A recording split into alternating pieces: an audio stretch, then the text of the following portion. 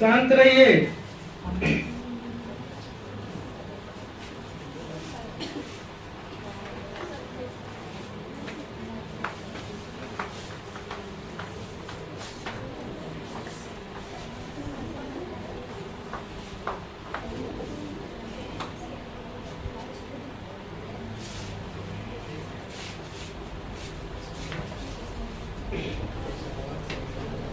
गप करना है, घर चल जाओ।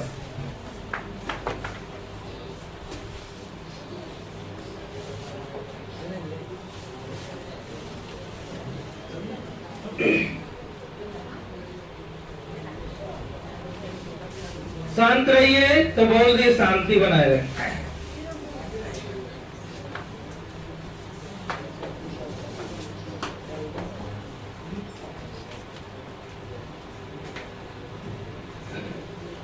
कल जो क्लास अब्सेंट किए हैं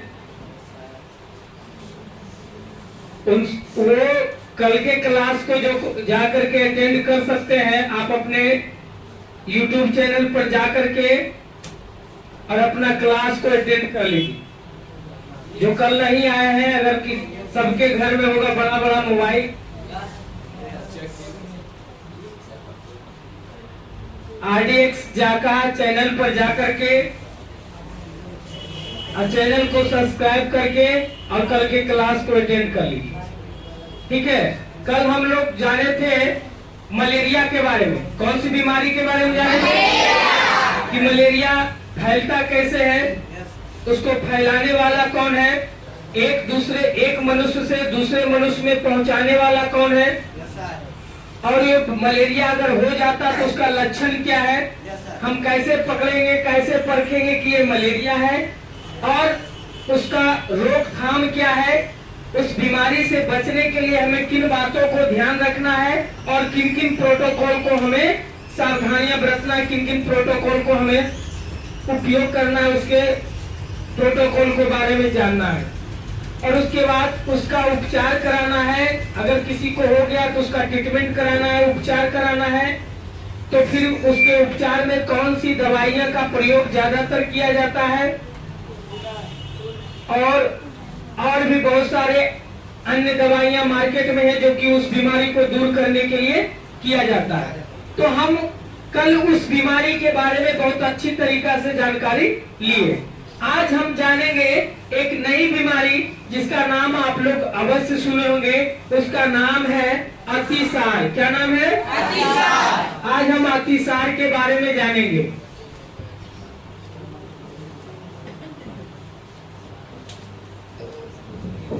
तो आप लोग अपने अपने कॉपी में नोट कीजिए अतिसार।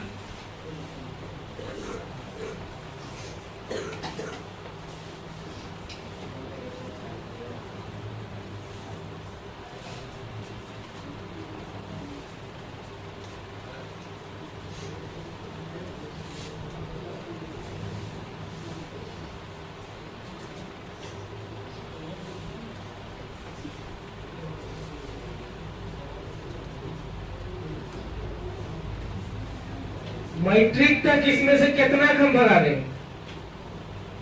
10th क्लास शुरू करने से पहले हम कितना यहाँ से रफू चक्र कर दें? इसमें हम उसी को रखेंगे जो मेहनती होगा,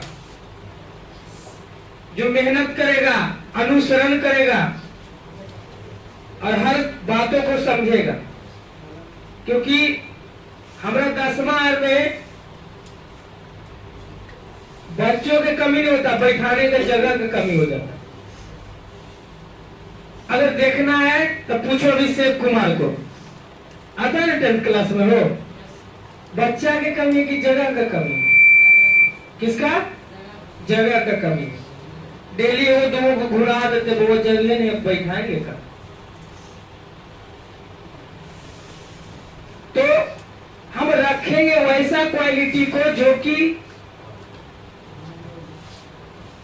जगह पर समय पर अपना नाम बिखेरे, और रख करके गाय भैंस को रख करके उसके सामने बीज बनाइएगा तो नाचेगा। तो बस कहेगा कि हम कमाएंगे भी, पढ़ेंगे भी, घूमेंगे भी, टहलेंगे भी तो बोलिए सक्सेस होगा। कहा गया है, आप लोग जब चौथा पचमा में पढ़े होंगे, हिंदी में एक कविता है, एक साधे सब सधे सब साधे सब जाए। कविता में है, बहुत सुंदर पंक्ति है, आप लोग को पता नहीं है, ध्यान से सुनिए। एक साधे सब सधे सब साधे सब जाए, अर्थात इसका यही होता है कि अगर एक लक्ष्य को साध कर चलिएगा, एक लक्ष्य को अगर निशाना बनाकर चलिएगा, तो आगे आने वाले समय में जो है आपको उस लक्ष्य को आप भेद डालिएगा, मतलब वहां तक आप पहुंच जाइएगा। लेकिन अगर सब लक्ष्य को साधने के लिए चल जाइएगा, इधर भी निशाना उधर भी निशाना उधर भी निशाना, तो पता चला कि किसी पर निशाना नहीं लगेगा, है ना। तो इसीलिए कहा गया है कि एक साधे सब सधे सब साधे सब जाए।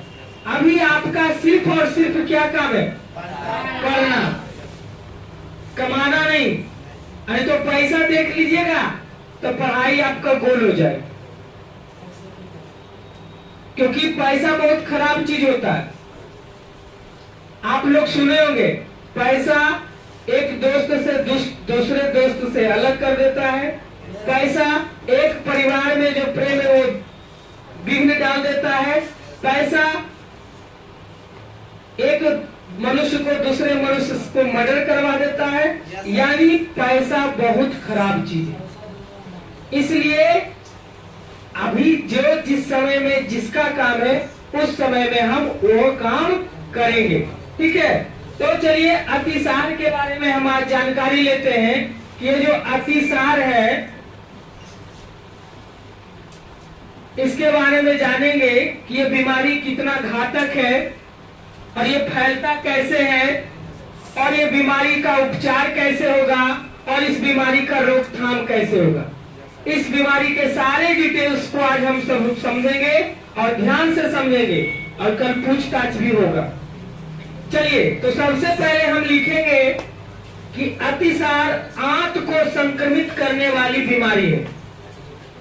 अतिसार आंत को संक्रमित करने वाली बीमारी है। आंत को संक्रमित करने वाली बीमारी है। कौन बोल रहा है?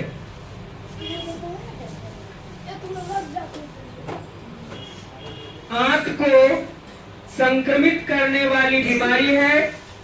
अतिसार में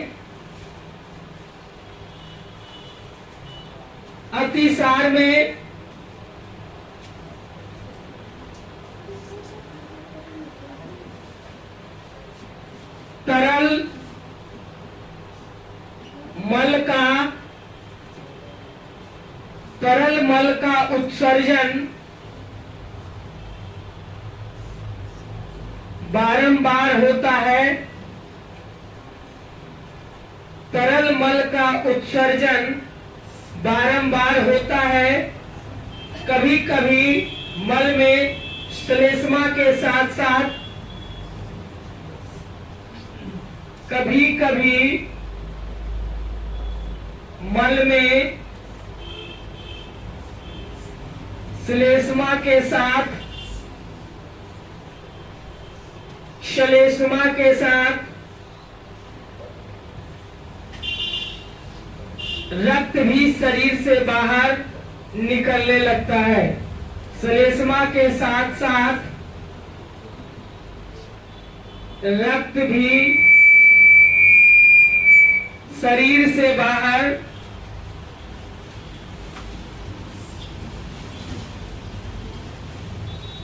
निकलने लगता है। देखिए, अतिसार के बारे में बताया जा रहा है कि अतिसार आंत को संक्रमित करने वाली बीमारी है।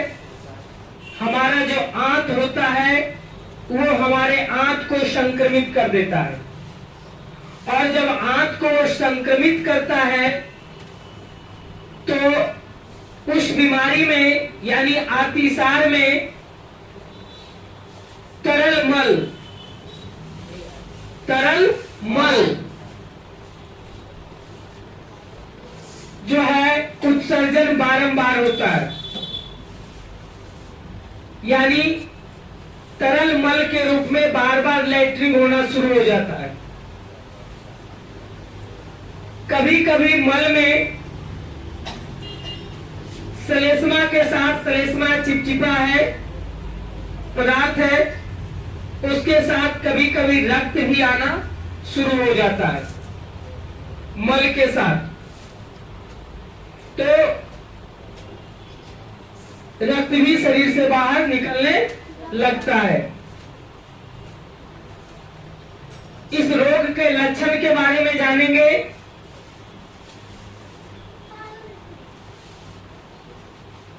अतिसार के लक्षण, लक्षण लिख करके डाल दीजिएगा और लक्षण जानेंगे कि इसका लक्षण क्या है और हम कैसे जांचेंगे और परखेंगे कि इसमें अतिसार हो गया है ना। जानना चाहिए कि नहीं? तो हम लोग लक्षण के बारे में पढ़ेंगे कि अतिसार या इसका दूसरा नाम है डायरिया।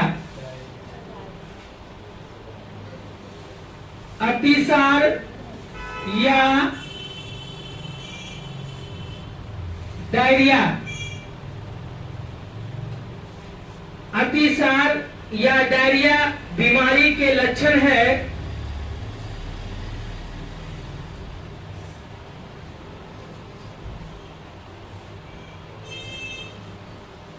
बीमारी के लक्षण है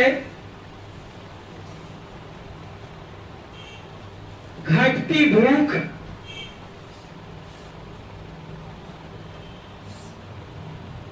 घटती भूख का मतलब कम भूख लगना, मिचली, उल्टी। मिचली का मतलब कल भी बताए थे, उल्टी नहीं, मन हुलियाना। उल्टी हो गया तो हो ही गया। उल्टी, मिचली, उल्टी, पेट दर्द,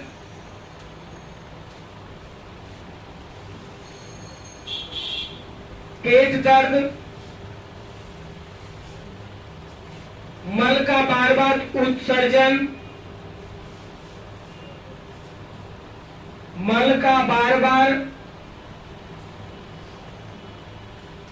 उत्सर्जन इत्यादि।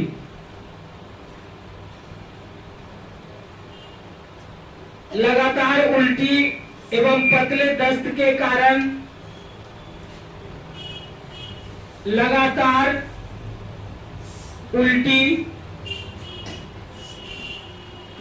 पतले दस्त के कारण लगातार उल्टी, पतले दस्त के कारण शरीर से अत्यधिक जल की मात्रा का ह्रास हो जाता है। शरीर से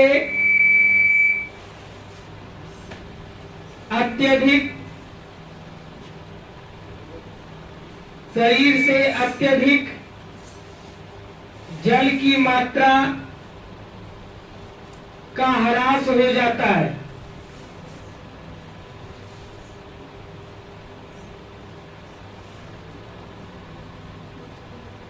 ह्रास हो जाना यानी कमी हो जाना, कमी हो जाता है। शरीर से जल की मात्रा की कमी हो जाती है। ध्यान से देखिएगा, जब हमारे शरीर में 10% जल की कमी होती है तो हमें प्यास लगना शुरू हो जाता है। याद रखिएगा, जब हमारे शरीर में 10% जल की कमी होती है तो हमें प्यास लग जाता है। अगर ज्यादा से ज्यादा मात्रा में, अगर ज्यादा से ज्यादा मात्रा में हमारे शरीर में अगर जल की कमी हो जाएगी तो हमें मृत्यु का भी खतरा हो जाता है। क्योंकि आपको बता देना चाहते हैं कि जब ये उल्टी, दस्त, ये वगैरह वगैरह जब बारंबार होता है तो हमारे शरीर से अत्यधिक जल की मात्रा जो है कम जाती है। तो उस समय आप लोग देखे होंगे, अगर किसी को इस प्रकार की बीमारी हो गया होगा, उल्टी पैखाना बारंबार हो रहा है, उसका शरीर कमजोर हो जाता है, तो उसको सबसे पहले ट्रीटमेंट जब कराने जाता है तो सबसे पहले उसको डॉक्टर पानी का बोतल लगा देता है। वो समझ जाता है कि इसको बार बार ये हुआ है तो इसको तो पहले भरपूर मात्रा में पानी चाहिए। समझ रहे हैं ना? वो पानी, उसमें थोड़ा सा ताकत का सुई डाल करके, थोड़ा सा एनर्जी का सुई डाल करके, और वो पानी क्या रहता है, वो प्यूरिफाइड नॉर्मल पानी रहता है, प्यूरिफाइड रहता है, आरएल, ठीक है। उस पानी को जो है उसके अंदर चढ़ा दिया जाता है। जितना मात्रा में कमी, किसी को 2 बोतल चढ़ जाता है, किसी को 1 बोतल चढ़ जाता है, किसी को 4 बोतल चढ़ जाता है।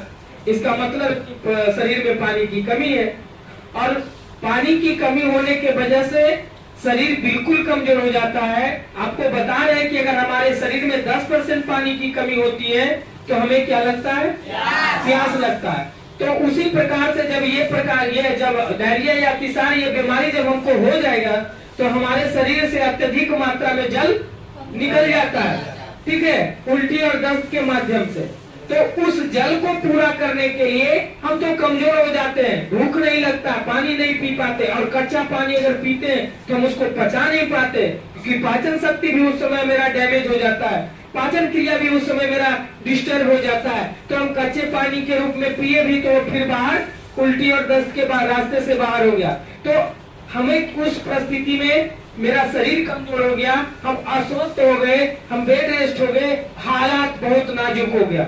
अब उस परिस्थिति में जब हम ट्रीटमेंट के लिए जाते हैं, डॉक्टर के पास जब जाते हैं तो डॉक्टर मेरा सबसे पहला इलाज करता है पानी।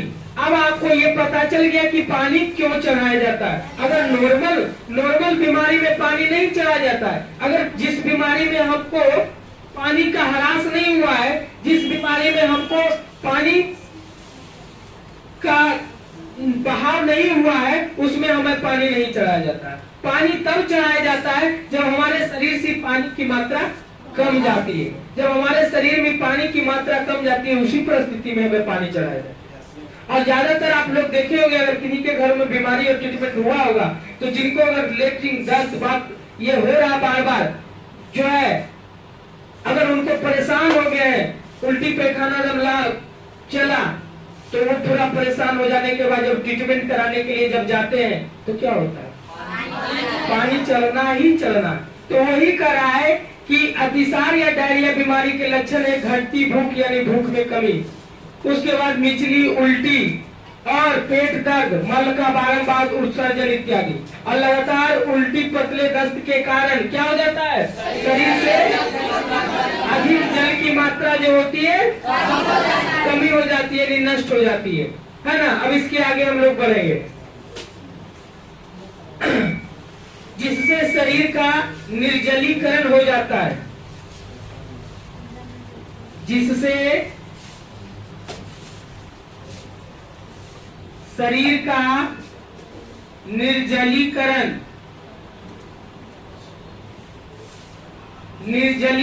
हो जाता है।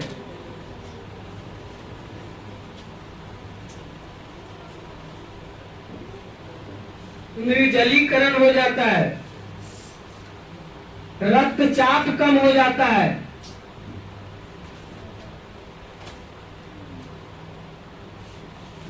रक्तचाप के बारे में जानिए, जिसको हम लोग कहते हैं बीपी, ब्लड प्रेशर, है ना। ये जो देखिए है ब्लड प्रेशर जो है, बीपी जो है, जिसको हम लोग कहते हैं क्या? रक्तचाप। जब ये बीमारी होता है, जब ये प्रकार की प्रॉब्लम आती है तो हमारा जो रक्तचाप यानी ब्लड प्रेशर भी कम जाता है। और ब्लड प्रेशर भी कमना हमारे शरीर के लिए हानिकारक है, मृत्यु के भी मुंह में जा सकते हैं। इसलिए ब्लड प्रेशर को भी मेंटेन रखना है। ब्लड प्रेशर का बढ़ना यानी रक्तचाप को बढ़ना वो भी प्रॉब्लम है, और घटना वो भी प्रॉब्लम, उसको मेंटेन रखना चाहिए। 120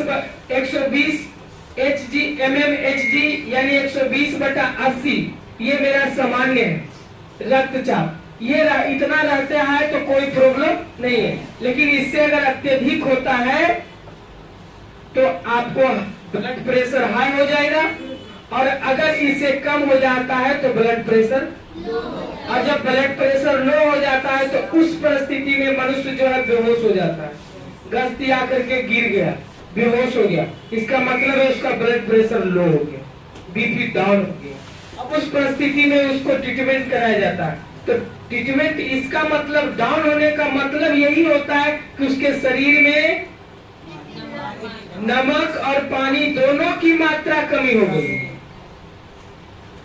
खनिज लवण जिसको हम लोग बोलते हैं, उसकी मात्रा भी कमी हो गई, तब तो उसका बीपी डाउन हो गया। तो कभी कभी बोला जाता है गांव समाज में कि अगर ब्लड प्रेशर अगर कम गया तो नीमक पानी घोल के पी लीजिए, है ना, तो ब्लड प्रेशर चढ़ जाएगा। अल्लाह, घरे में तो दवाई है, घरे में तो डॉक्टर, सब चीज घरे में। तो वही कर रहा है कि जिससे शरीर का निर्जलीकरण हो जाता है और रक्तचाप कम हो जाता है। रक्तचाप का मतलब समझ गए ना? चलिए अब आगे बढ़ेंगे।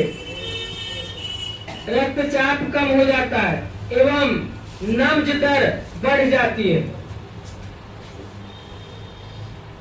नब्ज दर बढ़ जाती है।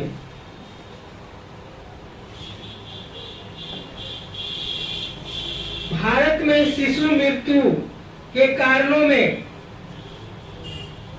भारत में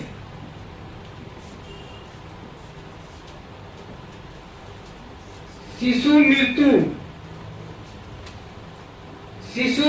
मृत्यु मतलब बच्चे के शिशु कहते हैं। शिशु मृत्यु के कारणों में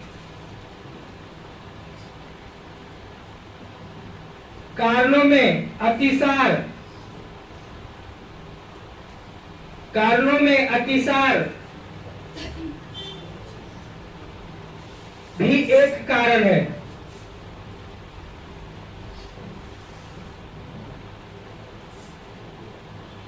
कहता है कि अतिसार अगर शिशु में अगर हो जाता है तो बहुत सा बच्चे मृत्यु के मुंह में चले जाते हैं। तो भारत में शिशु मृत्यु के जो कारण है वो अतिसार भी वो कारण बन जाता है। अतिसार के कारण भी शिशु का मृत्यु हो जाता है। ठीक है, उसके बाद क्या कारण है? अतिसार, संक्रमण, दूषित भोजन। आगे बढ़ेंगे। अतिसार, संक्रमण,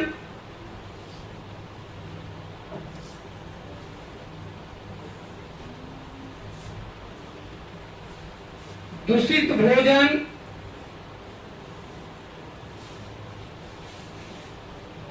जल, पेय पदार्थों,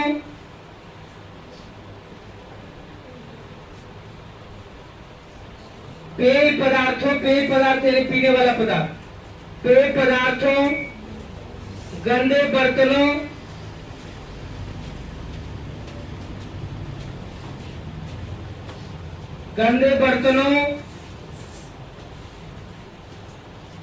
इत्यादि से होता है। इत्यादि से होता है। समझ रहे हैं ना? यानी दूषित भोजन नहीं करना चाहिए, दूषित जल नहीं पीना चाहिए, दूषित कोई भी पेय पदार्थ है उसको नहीं पीना चाहिए। और जो में बर्तन है, जिस बर्तन में हम भोजन बनाते हैं, जिस बर्तन में हम खाना खाते हैं, जिस बर्तन में हम पानी पीते हैं, और जिस बर्तन में हम पानी रखते हैं, जिस बर्तन में भोजन को रखते हैं, जिस बर्तन में दूध को रखते हैं, जिस बर्तन में जिस सामान को हम उपयोग करते हैं, वो बर्तन गंदा नहीं होना चाहिए। तो यहाँ पर क्या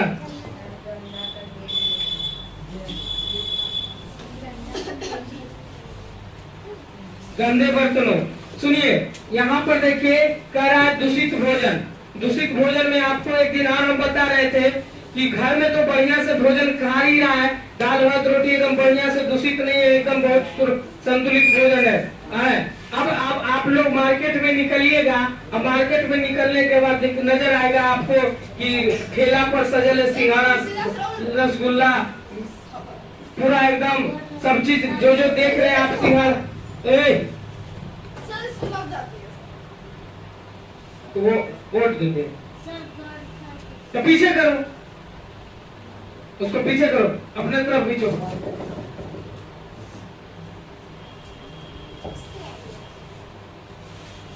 अब आने वाला समय में ना हो, आने वाला समय में हमको यहाँ पर क्या बोलता है, क्या पढ़ने वाला, पहले तो समय में पढ़ने वाला तो दुनिया में बैठ के पढ़ता, देखते किए होंगे। अब दुनिया में बैठ के पढ़ा तो क्या वो डॉक्टर, इंजीनियर और IAS IPS नहीं बन गए। अब के जमाने में बेंचों पर बैठाते हैं इतना बढ़िया से, पंखा AC कूलर लगा करके, तो ये उसको लगता है कि गड़बड़ करता। अब हमको चाहिए कौन चीज, डनलप यानी सोफा, उसको सोफा पर बैठाइए, अब बैठ के ना सुत के पढ़ेगा, ठीक है, तब वो पढ़ेगा। दिन खराब है, दिन खराब है आने वाला, समझ लो। ये संकेत देता है आगे वाला समय, है ना, कि आगे वाला आने वाला समय दिन खराब है। हम बता रहे थे दूषित भोजन, घर में खूब बढ़िया बढ़िया भोजन कर रहे हैं, दूषित नहीं, एकदम सुरक्षित भोजन कर रहे हैं, लेकिन जब मार्केट में निकले, जब सिंघाड़ा देखे कि ठेला पर पूरा धैले गर्मा गर्म चल रहा है, चाट पकौड़ा पकचा, अरे ध्यान उसको एकदम मन में हो गया, और आपको पता नहीं कि एकदम रोड पर सजा कर रख ले, और जब कोई बड़का गाड़ी एकदम पूरा स्पीड में गया, पूरा धूली उस पर जाकर बैठ गया, वो क्या बैठा, पौष्टिक आहार गया, लिया आराम से, एकदम पूरा सिंघाड़ा नहीं खाए हो, सिंघाड़ा खाइए, रसगुल्ला, आप सिंघाड़ा नहीं, आप रसगुल्ला नहीं, आप बीमारी खा रहे। Yes sir. आपको पता नहीं है कि उस पर कितना गंदगी बैठा हुआ है ना, लेकिन आप क्यों वो झांक कर रखता है, बोलिए तो, 100 गो में एगो।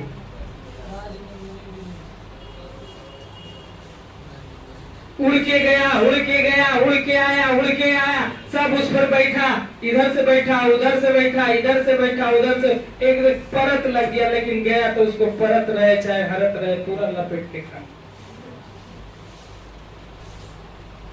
कैसे बनाता है, गंदा जल में बना रहा है कि दूषित जल में बना रहा है, कि कैसे बना रहा है, सरल आलू है कि बढ़िया आलू है, धोता है कि नहीं धोता है, हाथ से उसको बनाता है कि लाते से रंग देता है, ये भी देखा है आप,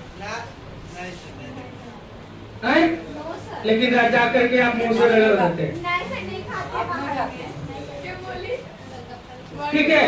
तो ये सब जो है दूषित भोजन, हम दूषित भोजन से हमें बचना चाहिए। दूषित जल, आप पानी पीने से पहले एक को बार गिलास को निहार के नहीं देखते तो उसमें कीड़ा है कि मकोड़ा, प्यास लगा, उठाया, गड़गड़ा गया, सब अंदर चला गया, ठीक है। कहाँ क्या है वो तुमसे कहीं ज्यादा हमको अच्छी से मालूम है कि कहाँ कौन चीज हो सकता है। तुम हमको बोलेगा तो हम जानेंगे, और नहीं बोलेगा तो हम नहीं जानेंगे, तुक्का मारे।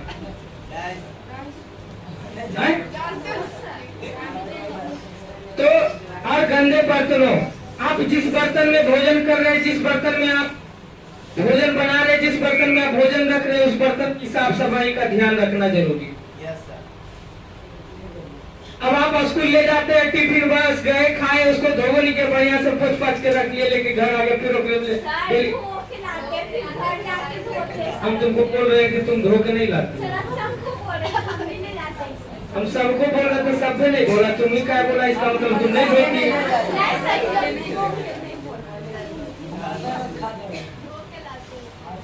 इसलिए हमें बर्तनों की साफ सफाई का ध्यान रखना चाहिए। पेय पदार्थ, पीने वाला पदार्थ, जैसे माजा है, ठर्रा है, कोची है, कोची है, कोची है, अब कैसे बनता है, उसका क्या प्रोसेस है बनाने का, ये तो हम नहीं जानते। क्यों क्लास को डिस्टर्ब कर रहे हो, नहीं पढ़ना, घर में बैठो, हमको कोई टेंशन थोड़े होता है।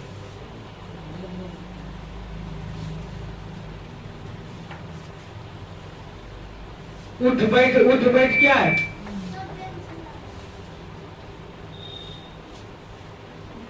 कुर्सी वो अपना स्पेशल लेके आना, कल को ही लाएगा,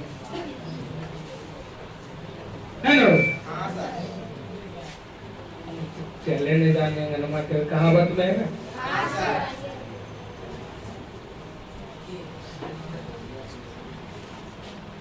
तो यहाँ से किन कारणों से होता है बीमारी आप देख लिए हैं, ठीक है, कि दूषित भोजन, दूषित जल, दूषित पेय पदार्थ, गंदे बर्तन इत्यादि के कारणों से हमारा जो है ये बीमारी उत्पन्न हो सकता है।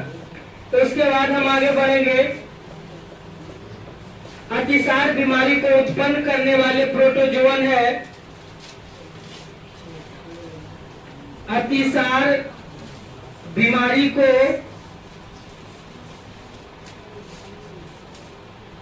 उत्पन्न करने वाले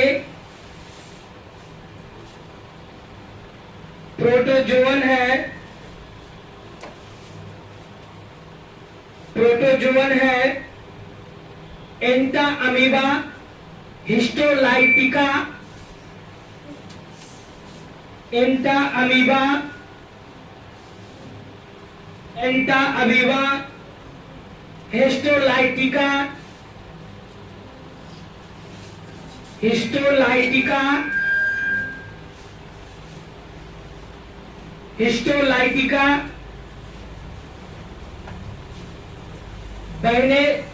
बैलेंटीडियम, बैलेंटीडियम, बैलेंटीडियम कोलाई इत्यादि।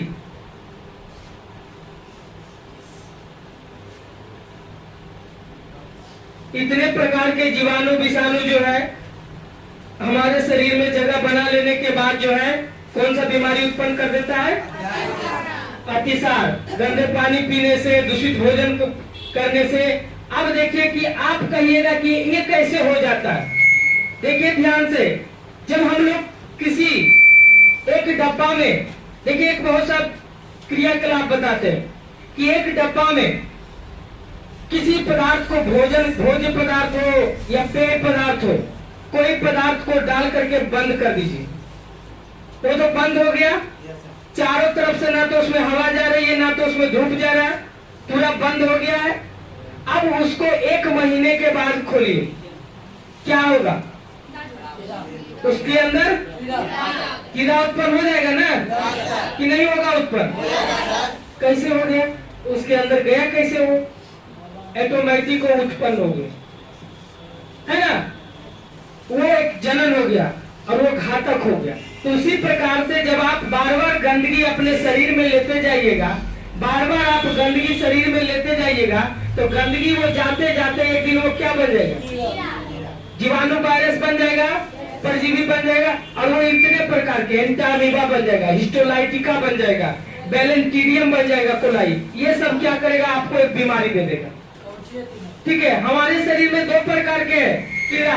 एक कीड़ा जो ऐसा होता है जो हमें फायदा पहुंचा रहा है, और एक ऐसे होते हैं जो हमको नुकसान करा देता है, और उसका नाम है, ठीक है, उसका नाम है, उस जीवाणु का क्या नाम है?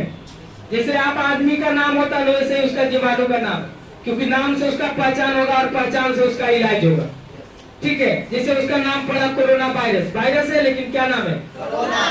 कोरोना, है ना? तो उसी प्रकार से नाम है, और इन कारणों से वो फैल जाता है, इन्हीं के वजह से। अब आगे हम लोग पढ़ेंगे।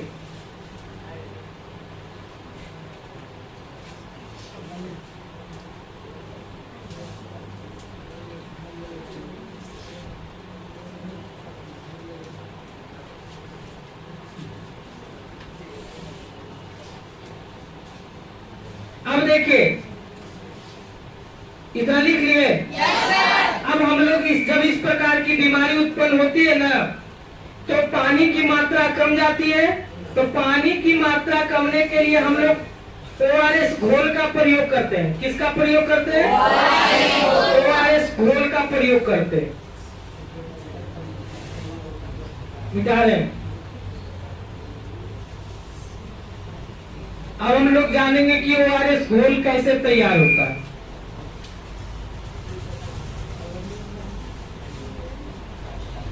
पानी की मात्रा कम जाने के बाद, बार बार दस्त होने के बाद, उल्टी होने के बाद, इसको कमी को दूर करने के लिए हम लोग किस घोल का प्रयोग करते हैं? जब वो पानी पीने के लिए मांगेगा तो हम उसको नॉर्मल पानी ना दे करके कौन सा पानी देंगे? ORS घोल देंगे, ताकि वो शरीर में जाएगा और वो अपना काम करेगा, है ना? तो जानते हैं कि ORS घोल को हम कैसे तैयार करेंगे और ORS का मतलब क्या होता है ना? हो जानना है तो पूरा डिटेल्स में जानना, नहीं जानना है तो घर में जाकर के केतारी बेचिए।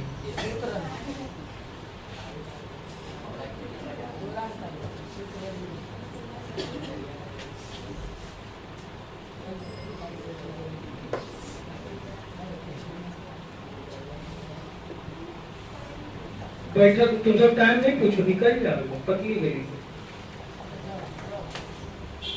पूछो मत। लग रहा है कि हमारा टाइम हो गया तो एकदम। चलिए, ORS घोल, ओरल रिहाइड्रेशन विलियन।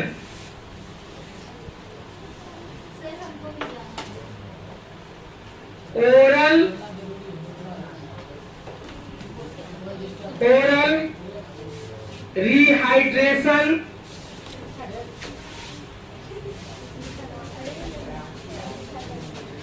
रिहाइड्रेशन विलियन।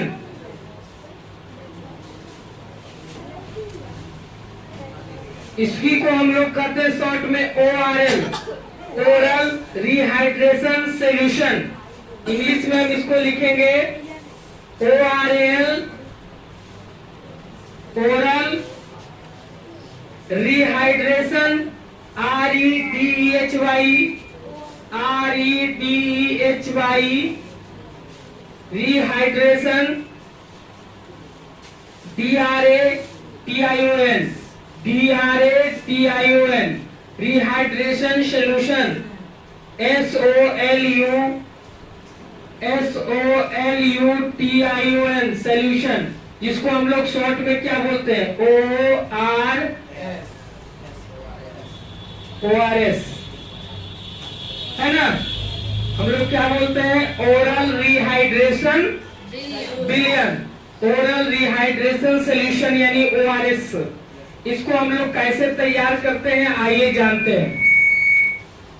समझिए, इसको तैयार करने के लिए हमें ओरल रिहाइड्रेशन को तैयार करने के लिए ओरल रिहाइड्रेशन को तैयार करने के लिए एक गिलास पानी में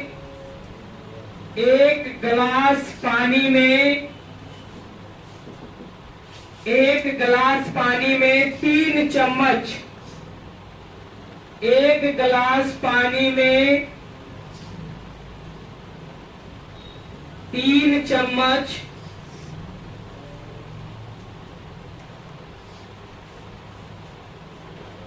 चीनी। क्या डालेंगे? चीनी। 1/4 चम्मच नमक, 1/4 चम्मच नमक, 1/4 चम्मच नमक एवं नींबू का रस मिलाकर,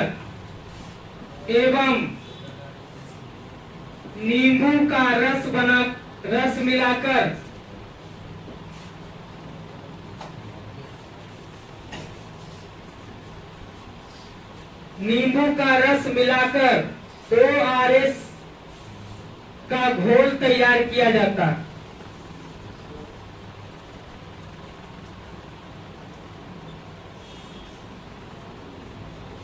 ORS घोल तैयार किया जाता है। तो आज आप लोग ओरल रिहाइड्रेशन विलियम के बारे में जान गए ना? Yes sir. कि नहीं जाने? Yes sir. ओरल रिहाइड्रेशन यानी ओरल रिहाइड्रेशन सॉल्यूशन यानी ORS घोल हम लोग बोलते हैं ना? Yes sir. तो इससे पहले आप लोग नाम सुने थे बचवा कि ORS घोल होता है, नाम सुने थे, लेकिन ORS का पूरा विस्तारित नाम नहीं जानते थे। लेकिन आज हमने आपको ORL घोल के बारे में भी बताए और उसका विस्तृत नाम बताए, और इस घोल कब दिया जाता है और इस घोल को कैसे तैयार किया जाता है ये भी आपको मिल गया सॉल्यूशन। मिला कि नहीं मिला? ORS घोल कब हम देंगे? जब जिस परिस्थिति में अगर हमारे शरीर की जल की मात्रा में अगर कमी हो जाता है तो हम उस परिस्थिति में ORS घोल देते हैं और अपने शरीर को जल की कमी की पूर्ति करते हैं। तो ओरल रिहाइड्रेशन को तैयार करना है तो कैसे करना है? आइए सबसे पहले इस पर हम थोड़ा सा चर्चा करते हैं कि ओरल रिहाइड्रेशन को तैयार करने के लिए 1 गिलास पानी में क्या लेना है? 1 गिलास पानी में 3 चम्मच क्या डालना है ना? और उसका 1/4 चम्मच नमक। नमक की मात्रा कम होनी चाहिए। कह रहा है कि 3 चम्मच चीनी और 1/4 चम्मच नमक एवं नींबू का मिला करके क्या तैयार किया जाता है? ORS का ORS अर्थात ओरल रिहाइड्रेशन विलियम। समझ में आ रहा है ना? तो ये घोल तैयार करके आप किसी भी प्रकार के मरीज को यानी अतिसार से ग्रसित मरीज, डायरिया से ग्रसित मरीज को आप इस घोल को बनाकर आप दे सकते हैं। तो ये नॉलेज आपको आज मिल गया है ना? अब इसका रोकथाम है सर, किसको रोकना कैसे है इस बीमारी को? तो आइए हम इसके रोकथाम के बारे में जानें।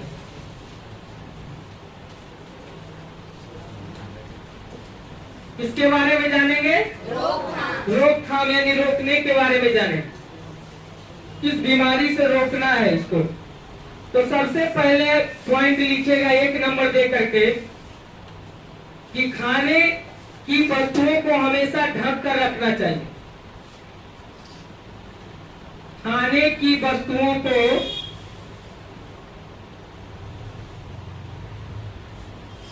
हमेशा ढक कर रखना चाहिए।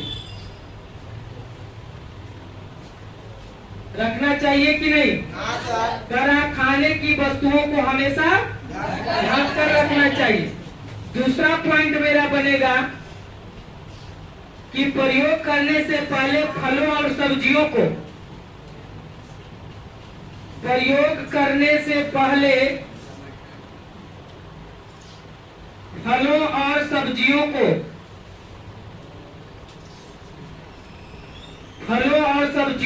अच्छी तरीका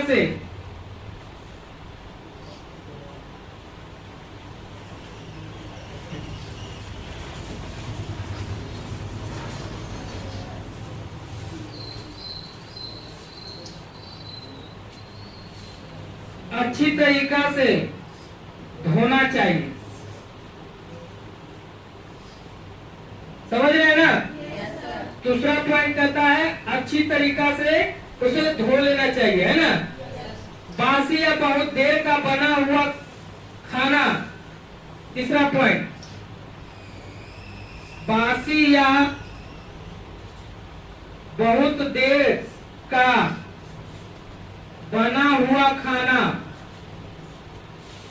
नहीं खाना चाहिए, नहीं खाना चाहिए। चौथा पॉइंट, आसपास के स्थानों की स्वच्छता को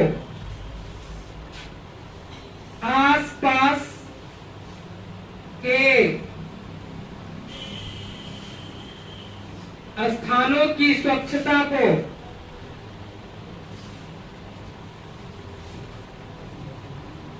हमेशा ध्यान में रखना चाहिए।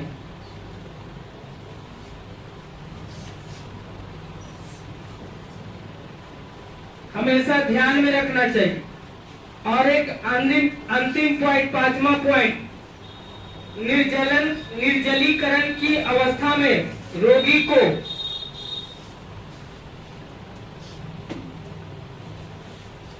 निर्जलीकरण की अवस्था में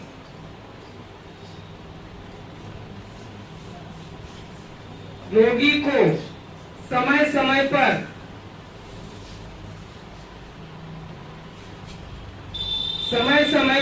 ORS का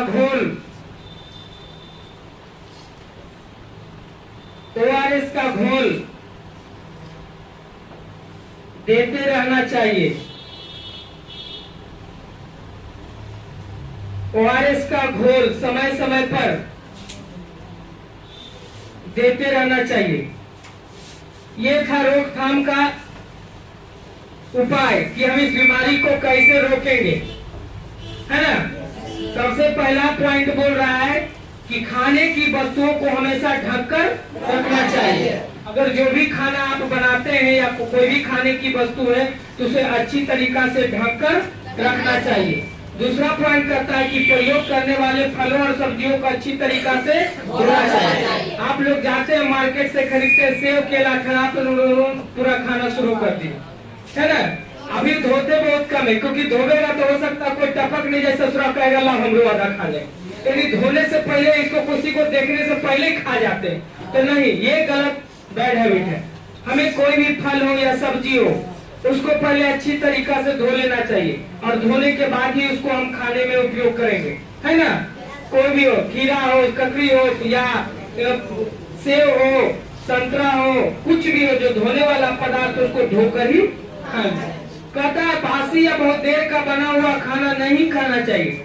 सुनिए होता क्या है कि कह रहा है यहाँ पर कि बासी या बहुत देर का बना हुआ खाना नहीं खाना चाहिए। सूत के उठेगा भोरे भोरे कहेगा कि स्कूल जाने से पहले भूख लगे पहले खाइए लेंगे, तो उतना सवेरे तो खाना नहीं बनता था, तो रतिया वाला बना लेता उसी को सब खा लेते। अल्लाह अपना भूख को पूरा करने के लिए बासी भोजन खा लिए, खाने में तो खा भी लिया, पेट भी भर गया, आप खा लिए, लेकिन वो एक दिन आपको प्रॉब्लम में डालेगा, वो आपको एक दिन समस्या में डाल सकता है। चौथा पॉइंट कहता है कि आसपास के स्थानों को स्वच्छता को हमेशा ध्यान में रखना चाहिए। अपने घर के आसपास आप जहाँ ज्यादा समय बिताते हैं वहाँ आसपास के जो है स्वच्छता पर ध्यान रखना है कि यहाँ आसपास मेरे आसपास साफ सफाई है या नहीं है। और पांचवा पॉइंट कहता है कि अगर किसी कोई बीमारी हो गया, अगर शरीर में पानी का कमी हो गया है तो उस पानी को मेंटेन रखने के लिए समय समय पर ORS घोल देना चाहिए या नहीं लेना चाहिए। तो इस प्रकार से हम अतिसार के रोकथाम के बारे में हम जान गए, ठीक है। अब इसका जो नियंत्रण, इस पर काबू कैसे पाना है ताकि ये बीमारी आगे नहीं फैले, है ना। तो इसके बारे में हम अगले क्लास में कल चर्चा करेंगे। आज के लिए बस इतना ही, और इसको जितना कुछ भी हम दिए इसको होमवर्क के रूप में आप अपने अंदर रख लीजिए, क्योंकि कल जब हम पूछताछ करेंगे और नहीं बताइएगा तो सब बेकार हो जाएगा, है ना। इसको अपने होमवर्क के रूप में इसको नोट कर लीजिए और इस पर कल हम फिर विशेष चर्चा करेंगे। तब तक के लिए अब पूछिएगा एक